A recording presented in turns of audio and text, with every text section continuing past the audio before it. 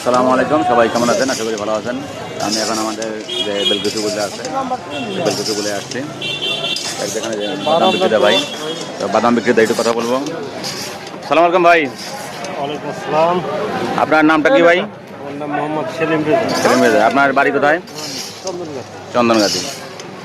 তো দেখুন এই যে এই ভাই কিন্তু বাদাম ছোলা থেকে শুরু করে সবই বিক্রি করে, কিন্তু মানে তার এই কাজের মানটা অনেক ভালো আর কি। মানে এনে আমার যা মনে হচ্ছে অনেক সৎ।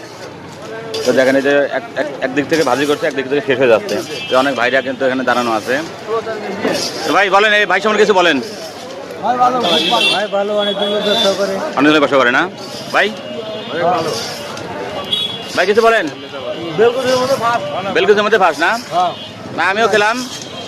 তো ভাই আপনার দিন কেমন বিক্রি করেন? এটা কি আপনি সারাদিন বিক্রি করেন নাকি বিকেল টাইমে? 4টা থেকে না? তো শুধুমাত্র 4টা থেকে এই যে সন্ধ্যা দেখা যায় যে পরে 8টা 9টা পর্যন্ত বিক্রি করে। অলরেডি কিন্তু সে 4,000-5,000 বিক্রি করে। তো যতটুকুন এই ভাইদের সাথে কথা বলে, আমাদের বেলকুচির মধ্যে সবচেয়ে বেশি উনি বিক্রি করে থাকে। আসলে অনেক মানে পরিবেশটা অনেক ভালো। দেখুন মানুষও অনেক বেশি আমাদের বেলকুচিতে, এমনিতেই মানুষ বেশি, মানে শিল্প অঞ্চল। তো ভিডিওটি আপনাদের শেয়ার করলাম। সবাই ভালো থাকবেন।